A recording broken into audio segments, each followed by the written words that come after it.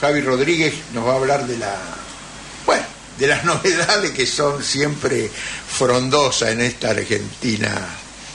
Esta Argentina reciente, ¿no? Sí. Pasan muchas cosas en muy poco tiempo, tristemente. Como dijo porque Mafalda, ninguna es buena. Ese es el problema. Cualquier cosa, pero menos un país aburrido, dijo. No, eso seguro que no. ¿Vos querías mencionar algo? No, al final. Bueno, dale. Bueno, ahí ya estuvimos charlando un poco, mencionando, por ejemplo, todo lo relacionado con esto que está pasando ahora con Telam. Yo ahí mencioné también esto que pasó la semana pasada, si mal no recuerdo fue el jueves, que digamos ya se santearon ahí, dieron de baja, digamos, a 130 trabajadores de Radio Nacional. También creo que habían dado de baja a 160 compañeros de discapacidad. Bueno,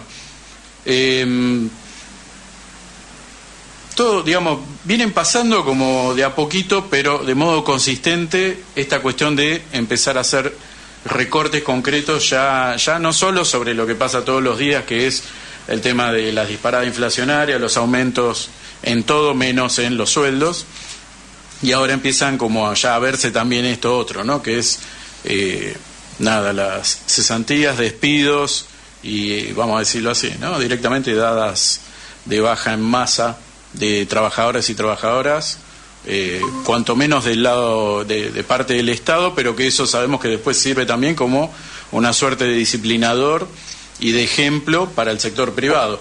Si el Estado echa también sin problemas el sector privado. Y toda esta semana, que ya habíamos hablado la semana pasada, ¿no? De toda esta cuestión que viene manejando también mediáticamente este gobierno, perdón, acomodo el micrófono, de, por un lado, mantener como conflictos, discusiones, opiniones, controversias a nivel público, como para dispersar la atención hacia cosas inconducentes, ¿no? Como ya hemos visto. No digo que son inconducentes, pero sí para lo concreto de la realidad política, económica y social del país, ¿no? Hemos visto los conflictos con Lali, hemos visto también, ¿no?, otras cosas por el estilo, mientras después nos vamos enterando o aparece en un segundo plano anuncios como esto que estamos diciendo, ¿no? De echar gente, de cierre de lugares, ¿no? Anuncios de liquidación de ámbitos. Bueno, todo esto, además, en la pasada semana que tuvo lugar este conflicto que venía ahí latente con Chubut. Recordarán los oyentes, las oyentes, toda esa situación que hubo de proclamaciones de, por un lado, recorte, ¿no?, de lo que era el envío de los fondos, ¿no?, de coparticipación de parte del Estado para Chubut, que no iba a llegar. Eso le iba a generar claramente a Torres, ¿no?, el gobernador de la provincia, un conflicto que no iba a estar en condiciones de pagar cuanto menos lo que son los sueldos provinciales. Estamos hablando de alguien que es del PRO, un gobernador del PRO, particularmente alguien muy afín a Patricia Bullrich, y este hombre que claramente, seguro en un primer momento estaba alineado con digamos, la política general, ¿no?, tendiente hacia la privatización, la reducción del Estado, ¿no?, y toda esta cuestión de lo que bajo el amparo discursivo, ¿no?, de hablar de el ajuste fiscal, significa más que nada recorte, tijeretazos, ¿no?, y reventar todo, en beneficio obviamente de los sectores empresariales, básicamente, que son los principales beneficiarios en todo esto. Bueno, todo esto para decir que se había generado toda una disparada mediática cuando Chubut había amenazado, esto lo mencionamos aquí, Chubut había amenazado que al miércoles pasado, si no llegaban los dineros que tenía que destinarle Nación, iba a haber el amenazo, o por lo menos lo anunció, que va a haber un cierre de lo que era el fluido de petróleo y de gas hacia la Nación. Proclamas, declaraciones, posicionamientos de apoyo. Logró de repente alguien que en general sabemos que posee prácticamente ningún tipo de proyección a nivel nacional, como es Torres, de una provincia que tampoco es relevante en principio para lo que es la política nacional. En general siempre tienen más peso cosas que vienen de Buenos Aires, ¿no?, de Córdoba, de Santa Fe, quizás de Mendoza, de otros lugares, pero digamos, las provincias del sur no suelen ser en general un lugar de conflicto, salvo cuando empiezan los problemas petroleros, pero en general, digamos, no hay mayor noticia sobre esto. Bueno, se terminó resolviendo todo con un amparo judicial, pero se vio, ¿no?, también gente haciendo, cuando digo gente me refiero a sectores quizás afines al progresismo, a ciertos sectores del peronismo y demás, de repente levantando a la figura de Torres porque parecía ser alguien que se estaba plantando, ¿no?, frente a Milei, que hasta ahora, digamos, nada, no había sucedido esto de que alguien se le plantase en firme, pero en donde, digamos, se anunció que al final iba a circular las partidas, porque, bueno, el amparo judicial habilitó precisamente esto. Inmediatamente se bajaron los humos, se mandaron invitaciones mutuamente para visitarse, ¿no? Digo, de parte de, a Milei, Adorni y demás han dicho que venga para acá para charlar, particularmente con el amigo Caputo y demás. El propio Torres invitó a Milei a que vaya para la provincia. Bueno, le digo esto como para mencionar que algo que parecía ser un conflicto en alza, que había generado que varios gobernadores del país saliesen a apoyarlo y a plantarse porque parecía que figuraba de repente algún tipo de liderazgo alternativo, inmediatamente se diluyó en la nada y seguimos donde estábamos, y eso se vio un poco, y ahí queremos llegar a lo que pasó este viernes. Este viernes fue el inicio del periodo legislativo. Sí. Me gustaría agregar a esto que estás diciendo vos, que evidentemente hay una pérdida del norte del progresismo, porque tomar a un gobernador del PRO como el dirigente que tiene que enfrentar a Milei muestra que dentro de tu campo político hay algo que no se está haciendo. Evidentemente.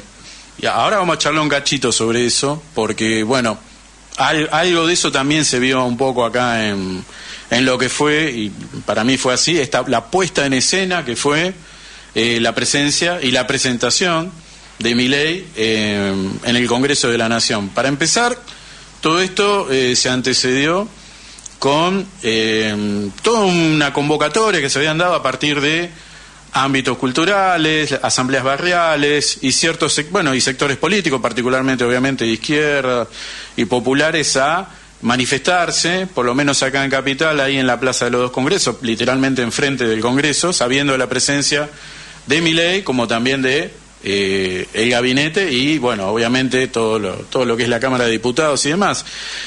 Hubo un montón de teorías, ¿no?, y planteos: va a venir este diputado, va a venir tal gobernador. Finalmente fueron, digamos, los esperables. Han ido los gobernadores del PRO, el grueso, y después en general no se ha visto a algunos gobernadores de lo que es Unión por la Patria. Pero más allá de eso, la movilización popular, que desde temprano también había tenido como una previa con lo que se convocó como el molinetazo, que fue una convocatoria a saltar los molinetes de las estaciones de tren, particularmente en Once, en Constitución, bueno, en otros lugares también, que se suponía que era como la previa, ¿no?, para calentar motores, esperando que posiblemente fuese una cosa un poco más tensa al momento de llegar Milei al Congreso. Bueno, eso trascendió sin mayores conflictos, en un sentido saludable, podemos decirlo, porque, bueno, obviamente no tenemos que lamentar represión ni nada, pero sin embargo, para mucha gente directamente esto no pasó. En muchos canales directamente ni se le dio cobertura a este tipo de cuestiones, nada nuevo. Y después, cuando empezó, la plaza estaba llena. Muchos y muchas hemos estado ahí, muchos y muchas lo han podido ver a través de los medios. Pero cuando empezó la transmisión oficial, se vio un tránsito que venía desde la Casa Rosada hasta el Congreso, que en muchas partes de la transmisión claramente no era lo que estaba pasando ahí, ¿no? Digamos, el traspaso, digamos, del convoy presidencial no era lo que se veía por la tele que lo que estaba pasando. Me refiero a que evidentemente parece ser que acá hay imágenes que han sido, ¿no?, grabadas previamente, en otro momento, en otro día, y uno puede contrastarlo, porque se han visto después por otro lado grabaciones donde se ve que, por ejemplo, el paso de la guardia de granaderos a caballo recibió algún que otro botellazo y algún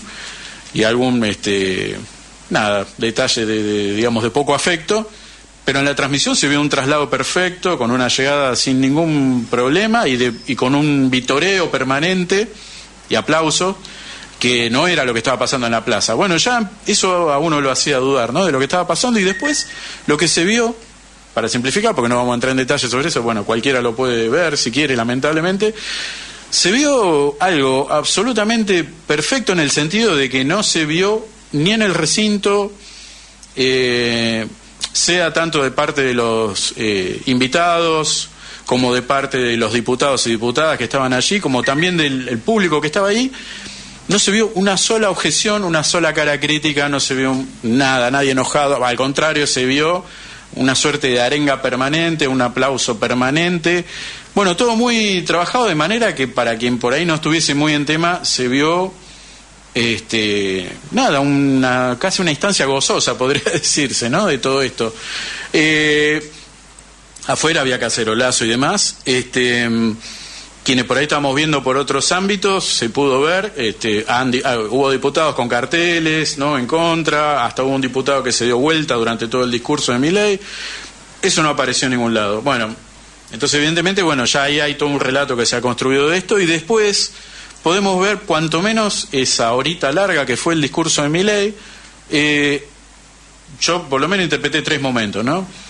Un primer momento donde hizo su clásico relato, ¿no?, de diagnóstico, y donde destacaba, por supuesto, ¿no?, todo lo que pasó, la pesada herencia que recibió, ¿no?, que habló de, bueno, las condiciones en las que estaban las cosas, bueno, el diagnóstico en donde en gran parte, lamentablemente, es verdad, ¿no?, situaciones en las que se estaba, pero a lo que acto seguido le opuso lo que fueron sus acciones de gobierno hasta ahora, en estos 2 meses y medio que venimos teniendo, donde claramente brillaba por su ausencia el impacto negativo que ha tenido en la mayoría de los casos este tipo de cuestiones.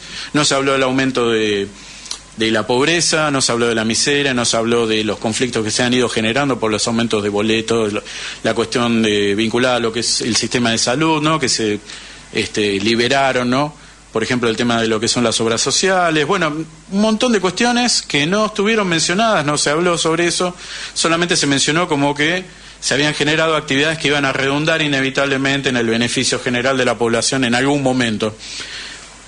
Y de repente eso iba escalando en una suerte de denuncia y acusaciones, ¿no?, donde se habló claramente, digamos, el objeto de esto se mencionó, bueno, al kirchnerismo esencialmente, ¿no? Se habló de Baradel, se habló de Máximo Kirchner, mencionó a Cristina Fernández, habló de Alberto, y cuando parecía que se venía el lanzamiento de la bomba, ¿no?, para decirlo de alguna manera, de repente ahí puso un freno de mano y propuso como una suerte de borrón y cuenta nueva. Esto es lo extraño en toda esta situación, pero que por otro lado, bueno, evidentemente es la manera de construir, de proponer, no sé cómo decirle a Milei, porque además lo confuso de todo esto es que Milei todo el tiempo propone, invita, acto seguido desinvita, resuelve por sí mismo, acuerda, desacuerda, no se reconocen, ¿no?, este tipo de cuestiones que uno viene viendo porque es del cotidiano. Habló de un pacto de mayo, una suerte, así lo mencionó él, ¿no?, una invitación a hacer una suerte de tabula rasa. Propuso 10 puntos, no sé si viene al caso que los leamos, seguramente ya lo habrán escuchado la mayoría, pero hoy justo veía en un par de lugares cómo lo comparaban, porque algunos puntos son literalmente lo mismo que en su momento se planteaba cuando hablábamos del consenso de Washington en los 90, ¿no?, como por ejemplo el tema de la inviolabilidad de la propiedad privada, el tema del equilibrio fiscal, que acá está planteado como un punto innegociable. Ya sabemos qué significa esto que estábamos diciendo, ¿no?, al principio. Equilibrio fiscal es recorte, cierre, privatización, bueno, hasta que entre comillas los números den. Aunque nada de todo esto ataca obviamente al sector privado, siempre va sobre el rol del Estado y particularmente todo lo que tiene que ver con inversión y responsabilidad estatal pública. Pues sé que sí, en los países desarrollados, la inmensa mayoría de los países desarrollados tienen déficit fiscal del orden del 3% del presupuesto. Exacto. O sea que es parte de la falsedad que dice este tipo. Y otra cosa... Yo no soy economista, sí, pero el déficit fiscal es una intención de que la economía crezca.